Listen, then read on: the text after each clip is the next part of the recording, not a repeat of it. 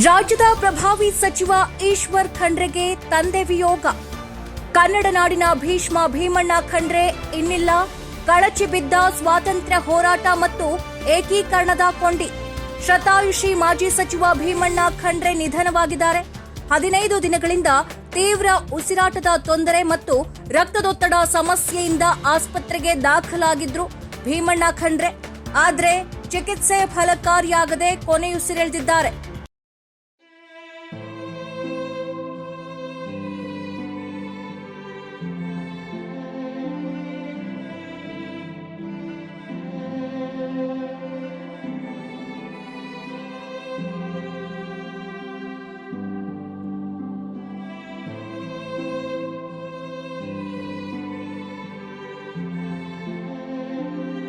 ಹಿರಿಯ ಸ್ವಾತಂತ್ರ್ಯ ಹೋರಾಟಗಾರ ಮಾಜಿ ಸಚಿವ ಭೀಮಣ್ಣ ಖಂಡ್ರೆ ಅವರು ವಯೋಸಹಜ ಕಾಯಿಲೆಯಿಂದ ಬೀದರ್ನಲ್ಲಿ ನಿಧನರಾಗಿದ್ದಾರೆ. 4 ಬಾರಿ ಶಾಸಕರಾಗಿ ಸಾರಿಗೆ ಸಚಿವರಾಗಿ ಸೇವೆ ಸಲ್ಲಿಸಿದ್ರು ಅವರು. ಇನ್ನು ಹೈದರಾಬಾದ್ ಕರ್ನಾಟಕ ವಿಮೋಚನಾ ಮತ್ತು ಕರ್ನಾಟಕ ಏಕೀಕರಣ ಚಳವಳಿಯಲ್ಲಿ ಮಹತ್ವದ ಪಾತ್ರವನ್ನ ವಹಿಸಿದ್ರು ಭೀಮಣ್ಣ ಖಂಡ್ರೆ ಅವರು. ಕರ್ನಾಟಕ ರಾಜಕಾರಣದ ಭೀಷ್ಮ ಅಂತಲೇ ಅವರನ್ನ ಕರೆಯಲಾಗ್ತಾ ಇತ್ತು. 102 ವರ್ಷದ ಭೀಮಣ್ಣ ಖಂಡ್ರೆ ಅವರು ಮಧ್ಯರಾತ್ರಿ ಬೀದರ್ ಜಿಲ್ಲೆಯ ಭಾಲ್ಕಿ ಪಟ್ಟಣದ ತಮ್ಮ ನಿವಾಸದಲ್ಲಿ ವಯೋಸಹಜ ಕಾಯಿಲೆಯಿಂದ ನಿಧನರಾಗಿದ್ದಾರೆ. ಕಳೆದ 15 ದಿನಗಳಿಂದ ತೀವ್ರ ಉಸಿರಾಟದ ತೊಂದರೆ ಹಾಗೆ ರಕ್ತದೊತ್ತಡದ ಸಮಸ್ಯೆಯಿಂದ ಖಾಸಗಿ ಆಸ್ಪತ್ರೆಗೆ ದಾಖಲಾಗಿ ಚಿಕಿತ್ಸೆಯನ್ನ ಪಡಿತಾ ಇದ್ರು. ಆದರೆ ಚಿಕಿತ್ಸೆ ಫಲಕಾರಿಯಾಗದೆ ಕೊನೆಯುಸಿರೆಳೆದಿದ್ದಾರೆ. ಭೀಮಣ್ಣ ಖಂಡ್ರೆ ಅವರ ರಾಜಕೀಯ ಪಯಣದ ಬಗ್ಗೆ ನೋಡ್ತಾ ಹೋಗೋದಾದ್ರೆ 1953ರಲ್ಲಿ ಭಾಲ್ಕಿ ಪುರಸಭೆಯ ಅಧ್ಯಕ್ಷರಾಗಿ ರಾಜಕೀಯ ಜೀವನವನ್ನ ಪ್ರಾರಂಭಿಸುತ್ತಾರೆ. ಅಪ್ರತಿಮ ನಾಯಕರಾಗಿ ಬೆಳೀತಾರೆ. ಬಾಲ್ಕಿ ವಿಧಾನಸಭಾ ಕ್ಷೇತ್ರದಿಂದ ಬರೋಬ್ಬರಿ 4 ಬಾರಿ ಶಾಸಕರಾಗಿ ಆಯ್ಕೆಯಾಗಿದ್ರು. 1962, 1967, 1978, 1983ರಲ್ಲಿ.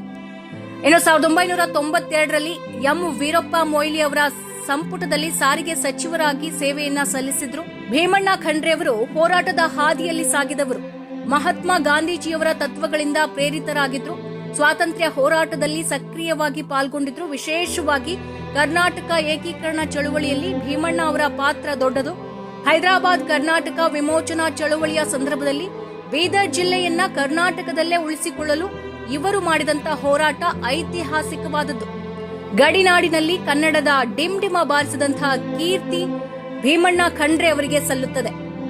ಭೀಮಣ್ಣ ಖಂಡ್ರೆ ಅವರ ನಿಧನಕ್ಕೆ ರಾಜ್ಯದ ಗಣ್ಯರು ಸಂತಾಪವನ್ನ ಸೂಚಿಸಿದ್ದಾರೆ. ಮುಖ್ಯಮಂತ್ರಿ ಸಿದ್ದರಾಮಯ್ಯ ಅವರು ಭೀಮಣ್ಣ ಖಂಡ್ರೆ ಅವರ ನಿಧನಕ್ಕೆ ತೀವ್ರ ಸಂತಾಪವನ್ನ ಸೂಚಿಸಿದ್ದು, ಶರಣ ಚಿಂತನೆಗಳ ನೆರಳಿನಂತೆ ಬಾಳಿದಂತ ಧೀಮಂತ ನಾಯಕನ ನಿಧನದಿಂದ ನಾಡಿಗೆ ತುಂಬಲಾರದಂತಹ ನಷ್ಟವಾಗಿದೆ. ಬೀದರ್ ಜಿಲ್ಲೆಯನ್ನ ಕರ್ನಾಟಕದಲ್ಲೇ ಉಳಿಸಲು ಟೊಂಕ ಕಟ್ಟಿ ನಿಂತ ಅವರ ಬದುಕು ನಮಗೆಲ್ಲ ಪ್ರೇರಣೆ ಎಂದು ಸ್ಮರಿಸಿದ್ದಾರೆ. ಇನ್ನು ಭೀಮಣ್ಣ ಖಂಡ್ರೆ ಅವರು 3 ಪುತ್ರರು, 5 ಪುತ್ರಿಯರು ಹಾಗೆ ಅಪಾರ ಅಭಿಮಾನಿ ಬಳಗವನ್ನ ಅಗಲಿದ್ದಾರೆ. ಭೀಮಣ್ಣ ಖಂಡ್ರೆ ಅವರ ನಿಧನಕ್ಕೆ ಜಿಲ್ಲೆಯ ಜನತೆ ಕಂಬನಿ ಮಿಡಿದಿದೆ. ನಮ್ಮ ತಂದೆಯವರು ಶತಾಯುಷಿಗಳಾದಂತಹ ಪೂಜ್ಯ ಭೀಮಣ್ಣ ಖಂಡ್ರೆ ಅವರು ಇವತ್ತು ಸಾಯಂಕಾಲ ಸಂಜೆ 10:50 ಲಿಂಗೈಕ್ಯರಾಗಿದ್ದಾರೆ. ನಮ್ಮನ್ನು ಅಗಲಿ ಹೋಗಿದ್ದಾರೆ. 15 ದಿವಸಗಳಿಂದ ಅವರು ಅನಾರೋಗ್ಯದಿಂದ ಬಳಲ್ತಾ ಇದ್ರು. ಇವತ್ತು ಅವರ ಆರೋಗ್ಯದಲ್ಲಿ ಚೇತರಿಕೆ ಕಾಣಿಸಿಕೊಳ್ತಾ ಇತ್ತು. ಅವರು ಮತ್ತೆ ಚೇತರಿಸಿಕೊಳ್ತಾರೆ, ನಮ್ಮ ಮಧ್ಯದಲ್ಲಿ ಇರ್ತಾರೆ ಅನ್ನುವಂಥದ್ದು ನಮ್ಮೆಲ್ಲರಿಗೆ ಒಂಥರ ವಿಶ್ವಾಸ ಇತ್ತು.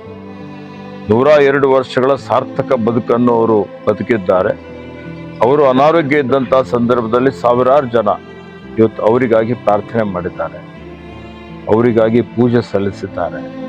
ಸುಮಾರು ಎಲ್ಲ ಮಠಾಧೀಶರು, ಪೂಜ್ಯರು, ಇಡೀ ರಾಜ್ಯದಾದ್ಯಂತ ಇರುವಂತಹ ಬ್ಯಾಂಗ್ಳೂರು ಬೇರೆ ಬೇರೆ ಕಡೆಯಿಂದ ಸಹಿತ ಇವತ್ತು ಪೂಜ್ಯರು ಬಸವಲಿಂಗ ಪಟ್ಟದೇವರು, ಪೂಜ್ಯ ರಂಭಾಪುರಿ ಶ್ರೀಗಳು, ಕೇದಾರ ಶ್ರೀಗಳು, ದಿಂಗಾಲೇಶ್ವರ ಶ್ರೀಗಳು, ಮಾತಮ್ರ ಶ್ರೀಗಳು, ಹುಲ್ಸೂರು ಶ್ರೀಗಳು, ಹರ್ಕೂಡು ಶ್ರೀಗಳು, ಹುಬ್ಬಳ್ಳಿ 3000 ಮಠ ಶ್ರೀಗಳು, ಇಲ್ಕಲ್ ಶ್ರೀಗಳು, ಹೀಗಾಗಿ ಸ್ಥಳೀಯ ಎಲ್ಲ ಶ್ರೀಗಳ ಒಂದು ಹಾರೈಕೆ, ಅವ್ರದ್ದೆಲ್ಲರ ಒಂದು ಆಸೆ. ಯಾಕೆಂದರೆ ಅವರೆಲ್ಲರ ಒಂದು ಆಶೀರ್ವಾದ ಇವತ್ತು ಅವ್ರು ಖುದ್ದಾಗಿ ಸ್ವಯಂ ಇಚ್ಛೆಯಿಂದ ಅವ್ರ ಜೊತೆಯಲ್ಲಿ ಸಾವಿರಾರು ಜನ ಅವರ ಅಭಿಮಾನಿಗಳು ಸ್ವಯಂ ಇಚ್ಛೆಯಿಂದ ಬಂದು ಅವರಿಗೆ ಇವತ್ತು ಅವರ ಆರೋಗ್ಯ ವಿಚಾರಣೆ ಮಾಡಿ ಬಹಳಷ್ಟು ಅವ್ರ ಬಗ್ಗೆ ವಿಶೇಷವಾಗಿ ಅವರು ಮಾತನಾಡಿ ಹೋಗಿದ್ದು ನಮ್ಮೆಲ್ಲರ ನಮ್ಮ ಪರಿವಾರದವರೆಲ್ಲರೂ ಮರಿಲಿಕ್ಕೆ ಸಾಧ್ಯ ಇಲ್ಲ.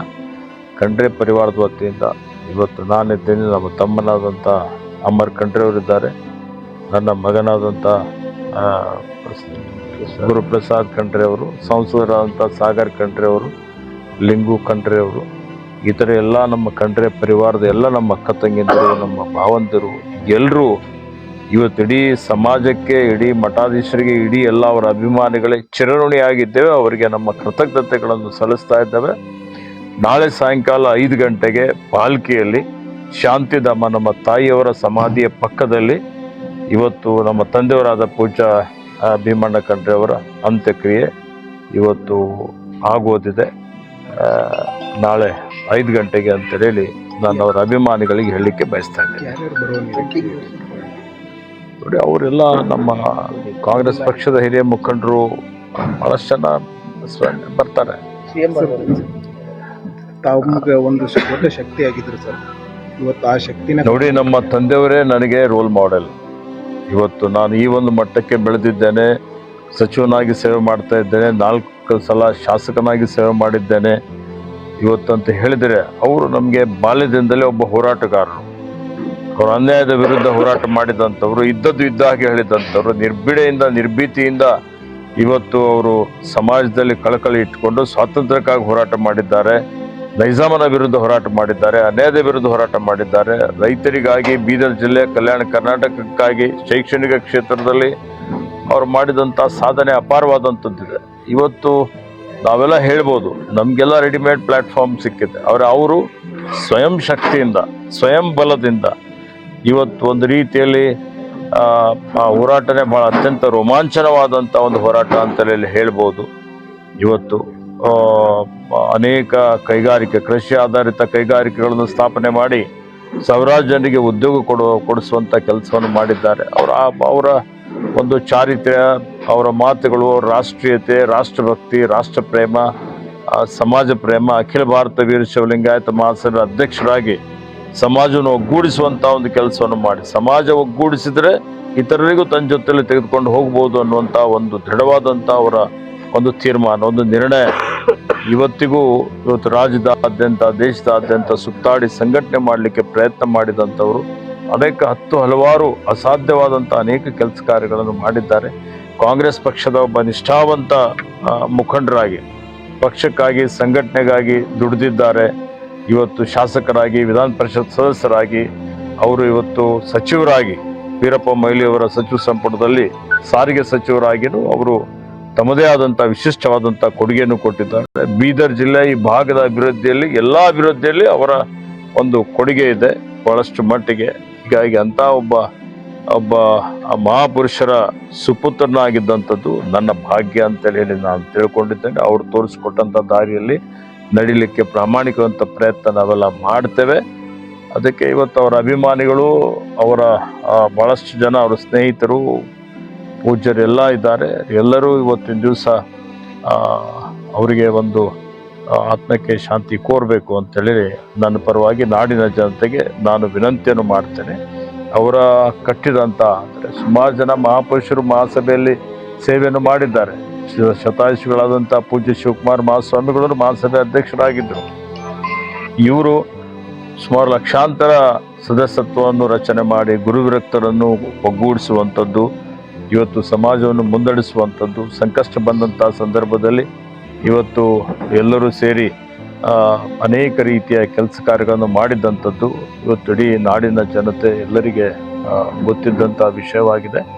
ಹೀಗಾಗಿ ಅವರೆಲ್ಲರಿಗೆ ನಾನು ಕೃತಜ್ಞತೆಗಳನ್ನು ಸಲ್ಲಿಸುತ್ತೇನೆ.